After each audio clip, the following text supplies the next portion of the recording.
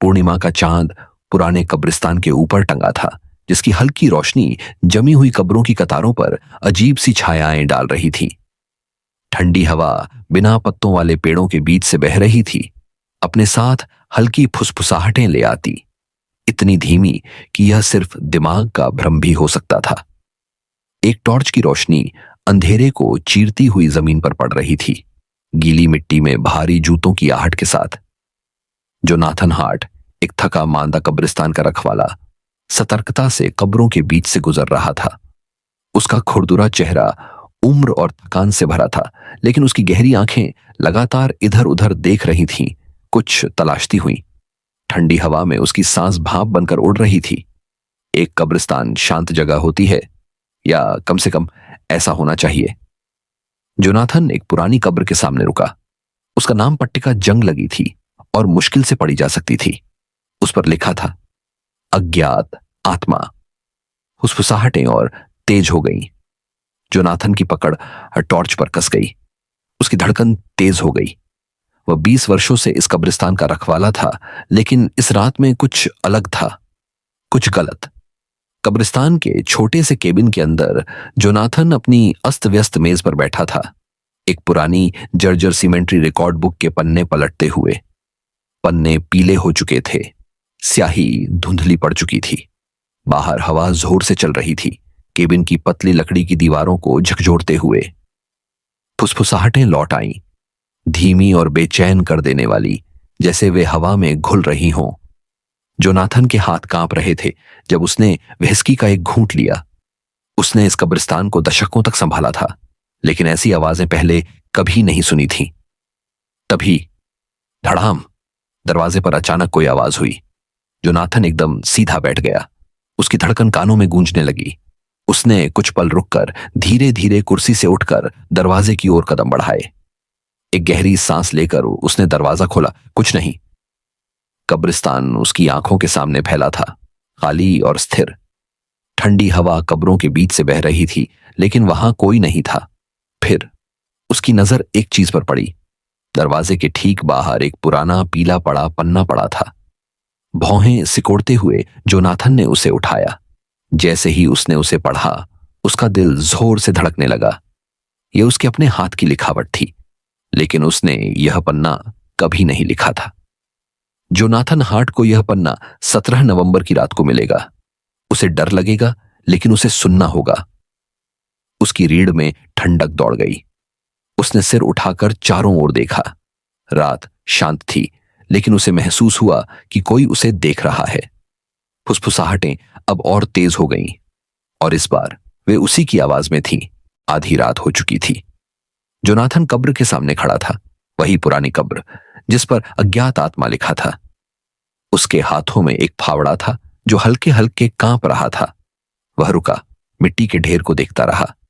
फिर गहरी सांस लेकर उसने खुदाई शुरू कर दी। फुसफुसाहटें चारों ओर घूम रही थीं। हर बार फावड़ा मिट्टी से टकराने पर वे और तेज हो जाती। उसके माथे पर पसीना छलक आया। उसकी बाहें दर्द करने लगीं, सांसें तेज हो गईं। तभी धक, धातु लकड़ी से टकराई। जोनाथन की सांस रुक गई। उसने मिट्टी हटाई और नीचे दबा हुआ एक लकड़ी का छोटा बॉक्स निकाला। उसका दिल तेजी से धड़कने लगा। उसने बॉक्स खोला। अंदर एक पुरानी चमड़े की जिल्द वाली डायरी थी। उसके कवर पर उसका नाम खुदा हुआ था। उसके हाथ कांप रहे थे। उसने धीरे धीरे डायरी खोली। पहला पन्ना पढ़ते ही उसके शरीर में सिहरन दौड़ गई। अगर तुम इसे पढ़ रहे हो तो इसका मतलब है कि मैंने पहले ही देख लिया है कि आगे क्या होने वाला है, और मैं डर गया हूं। उसकी सांस तेज हो गई। दिमाग चीख रहा था कि वह डायरी बंद कर दे, वहां से भाग जाए, लेकिन उसकी उंगलियां खुद ब खुद अगले पन्ने पर चली गईं। एक बार जब तुम पढ़ना शुरू करोगे तो तुम रुक नहीं पाओगे, क्योंकि हर पन्ना एक चेतावनी है। हर पन्ना तुम्हारा भविष्य है। जोनाथन का दिमाग सुन्न पड़ गया। वह एक और पन्ना पलटने ही वाला था कि स्याही खुद ब खुद बनने लगी। डायरी अपने आप लिख रही थी। जोनाथन ने झटके से डायरी बंद की। उसका दिल जोर जोर से धड़क रहा था, लेकिन फुसफुसाहटें रुकने का नाम नहीं ले रही थीं। वे अब उसके सिर के अंदर थीं। वह कमरे की ओर भागा और कांपते हाथों से डायरी फिर से खोली। एक नया संदेश उभर आया। अगर तुम इस कब्रिस्तान से आज रात बाहर नहीं गए तो सुबह नहीं देख पाओगे। बाहर से एक चरमराहट की आवाज आई। जोनाथन की सांसें तेज हो गईं। कुछ आ रहा था। जोनाथन तेजी से केबिन से बाहर निकला। हवा तेज हो चुकी थी। पेड़ अजीब तरह से हिल रहे थे। और फिर उसने उसे देखा। एक आकृति कब्र के पास खड़ी थी, सिर झुकाए, चुपचाप देख रही थी। जोनाथन ने अंधेरे में आंखें गड़ाई। आकृति आगे बढ़ी। जोनाथन की सांस अटक गई। वह स्वयं था, एक दूसरा जोनाथन। लेकिन यह जोनाथन पीला था। उसकी आंखें खोखली और काली थीं। वह मृत जैसा दिख रहा था। फुसफुसाहटें बढ़ गईं। दूसरे जोनाथन ने धीरे से कहा, तुम्हें सुनना चाहिए था। जोनाथन पीछे हट गया। तुम कौन हो? उसने घबराकर पूछा। दूसरा जोनाथन एक और कदम आगे बढ़ा। डायरी खुद ब खुद खुल गई। नया संदेश उभरा। कब्र कभी खाली नहीं थी। जोनाथन की आंखें डर से फैल गईं। फुसफुसाहटें अब चीखों में बदल गईं। दूसरे जोनाथन का मुंह असामान्य रूप से चौड़ा हो गया। जोनाथन जोर से चीख पड़ा। अंधेरा, सन्नाटा। सुबह हो चुकी थी। एक नया रखवाला केबिन में दाखिल हुआ। कमरा धूल से भरा था, जैसे वहां सालों से कोई नहीं था। उसकी नजर मेज पर पड़ी एक डायरी पर गई। उसके कवर पर नाम लिखा था, जोनाथन हार्ट। उसने डायरी खोली। उसकी आंखें चौड़ी हो गईं। स्याही खुद ब खुद बनने लगी।